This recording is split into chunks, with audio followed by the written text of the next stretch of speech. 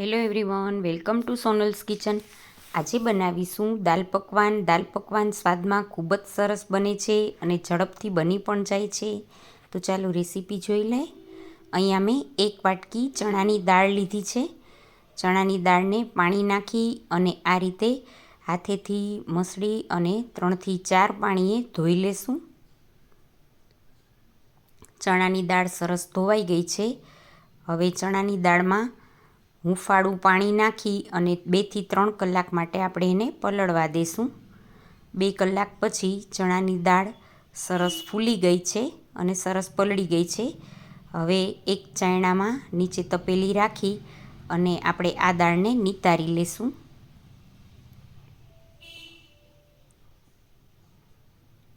હવે કુકર લઈ અને કુકરમાં ચણાની દાળ નાખી દઈશું.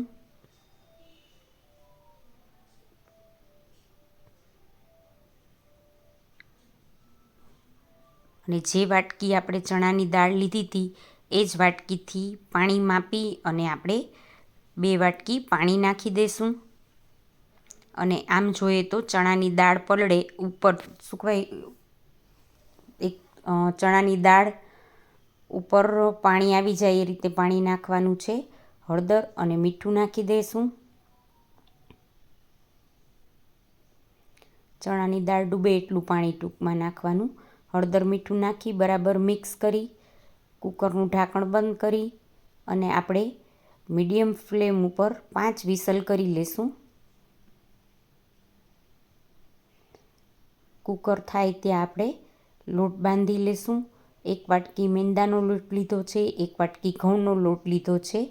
એમાં આપણે 3 ચમચી રવો નાખશું. રવો નાખવાથી સરસ ક્રિસ્પી પૂરી તૈયાર થશે. એકલા મેંદાના લોટની પણ પૂરી કરી શકાય. સ્વાદ પ્રમાણે મીઠું નાખી દઈશું. તીખાની ભૂકી નાખશું અડધી ચમચી જીરું લઈ હાથમાં આ રીતે જીરું લઈ અને હાથેથી જીરાને મસળી લેશું અને જીરું નાખી દઈશું. અને 3 ચમચી તેલ નાખી દઈશું. પહેલાં હાથેથી લોટને મિક્સ કરી લેશું એટલે બધા જ મસાલા, નિમક અને તેલ એમાં બરાબર મિક્સ થઈ જાય. આ રીતે મુઠ્ઠી પડતું મોણ નાખવાનું હોય છે. 3 ચમચી તેલ બરાબર માપે થયું. જરૂર લાગે તો વધારે તેલ પણ નાખવું પડે તો નાખવાનું. હવે થોડું થોડું પાણી લઈ અને આપણે લોટ બાંધી લઈશું.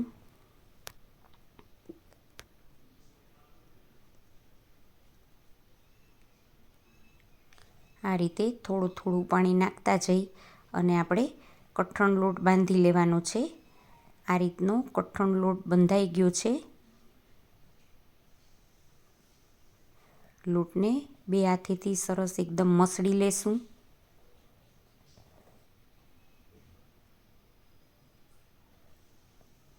હવે થોડું તેલ નાખી આ રીતનો કઠણ લોટ બંધાઈ ગયો છે. થોડું તેલ નાખી અને આપણે લોટને ઢાંકી અને અડધી કલાક માટે રેસ્ટ આપી દઈશું. આપણી દાળ બફાઈ ગઈ છે એટલે હવે એનો વઘાર કરી લેશું. 1 ચમચી કડાઈમાં તેલ નાખી દઈશું અને 1 ચમચી ઘી નાખીશું. ઘી તેલ મિક્સ નાખવાથી દાળ સરસ થશે. અડધી ચમચી જીરું નાખી દઈશું. ચપટી હિંગ નાખશું. મીઠા લીમડાના પાન નાખી દઈશું. મરચાંની આ રીતે લાંબી ચિપ્સ કરીને લીધી છે. મોરું મરચું છે એ ચિપ્સ કરીને લીધું છે અને તીખું મરચું છે એને ઝીણું સુધારીને લીધું છે. બંને મરચાં નાખી અને મરચાંને સાંતળી લેશું. 1 સૂકું લાલ મરચું નાખી દઈશું.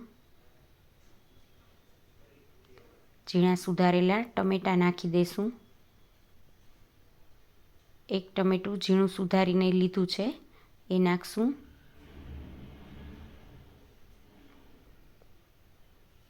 ટમેટું સોફ્ટ થાય એટલે આપણે જે બાફીને રાખેલી દાળ છે એ નાખી દઈશું.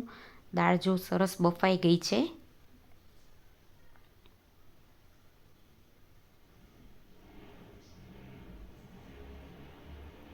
આ રીતે મેસરથી દાળને થોડી મેશ કરી લેશું. સાવ મેશ નથી કરવાની.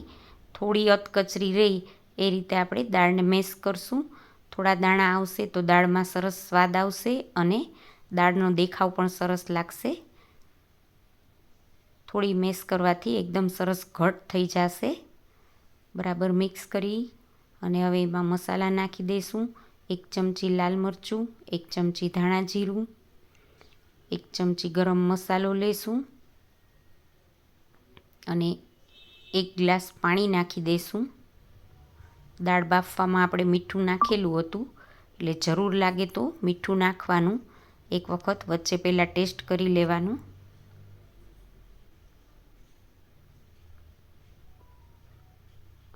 આપણે હળદર અને મીઠું બેય બાફવામાં નાખી દીધા હતા, એટલે અત્યારે હળદર મીઠું નાખવાની જરૂર નથી લાગતી. મિક્સ કરી અને ગેસની ફ્લેમ મીડિયમ રાખી અને દાળને થોડી વાર આપણે ઉકળવા દઈશું. થોડી વાર થઈ છે, 3 થી 4 મિનિટ જેવું. દાળ સરસ ઉકળી ગઈ છે. હવે અડધા લીંબુનો રસ નાખી દઈશું અને ઝીણી સુધારેલી કોથમીર નાખી દઈશું. દાળ સરસ ઘટ થઈ ગઈ છે. ગેસ બંધ કરી દઈશું. હવે આપણે પકવાન તૈયાર કરી લઈશું. લોટને ફરી એક વખત આ રીતે કૂણવી લઈશું. આ પકવાન અગાઉથી બનાવીને પણ રાખી દેવાય. આપણે બપોરે રસોઈ બનાવતા હોય ને પકવાન બનાવી લીધા હોય તો રાત્રે ખાલી દાળ બનાવવાની જ રહી. અને કોઈ ગેસ્ટ આવવાના હોય તો આગલે દિવસે પકવાન બનાવીને રાખીએ તો પણ ચાલે. એટલે પકવાન 2 થી 3 દિવસ સુધી બનાવીને રાખી શકાય. આમ તો 8-10 દિવસ સુધી બગડે નહીં. આ રીતે આપણે એક ગોયણું કરી અને આ રીતે પૂરીની જેમ પકવાનને વણી લેશું. આપણે મોટા મોટા પણ કરી શકાય, પણ હું અત્યારે અહીંયા મીડિયમ સાઇઝના પકવાન વણું છું. આટામણનો લોટ કે કંઈ લેવાની જરૂર નથી, કઠણ લોટ છે એટલે વણાઈ જશે. જો એકદમ મોટી પૂરી કરવી હોય તો થોડો ઘઉંનો અથવા મેંદાનો લોટ આટામણ માટે લઈ શકાય. આ રીતે બધી જ સાઈડથી એક જ સરખી પાતળી પૂરી વણવાની છે આ રીતની. હવે પૂરીમાં આપણે ફોક લઈ અને કાણા પાડી લેશું, જેથી કરીને પૂરી છે એ ફૂલે નહીં. આ પૂરી ચા સાથે પણ સરસ લાગે છે. તેલ પહેલાંથી મેં ગરમ મૂકી દીધું હતું. એમાં હવે વણેલી પૂરી નાખી દઈશું અને આ રીતે ચારાથી થોડી પ્રેસ કરી અને પૂરીને આપણે બંને સાઈડ ફેરવી અને તળી લેશું. આ રીતે લાઇટ બ્રાઉન થાય ત્યાં સુધી આપણે બંને સાઈડ પૂરીને તળવાની છે.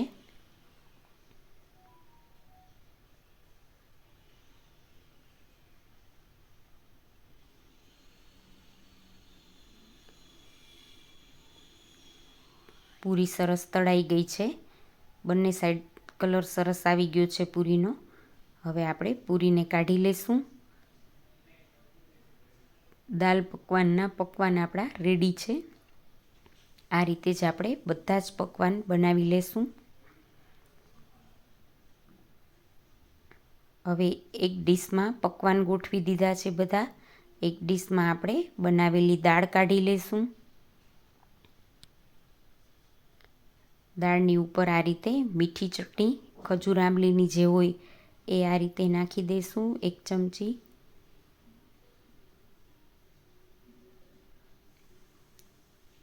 કોથમીર ફુદીનાની ચટણી છે એ નાખી દઈશું. ઝીણી સુધારેલી ડુંગળી નાખશું અને દાડમ નાખી દઈશું. હવે આપણી દાળ ખાવા માટે સરસ રેડી થઈ ગઈ છે. તૈયાર છે દાલ પકવાન. જરૂરથી ટ્રાય કરજો. જો તમને આ રેસીપી સારી લાગે તો લાઈક કરજો, શેર કરજો અને હજી સુધી ચેનલને સબસ્ક્રાઈબ ન કરી હોય તો કરી દેજો.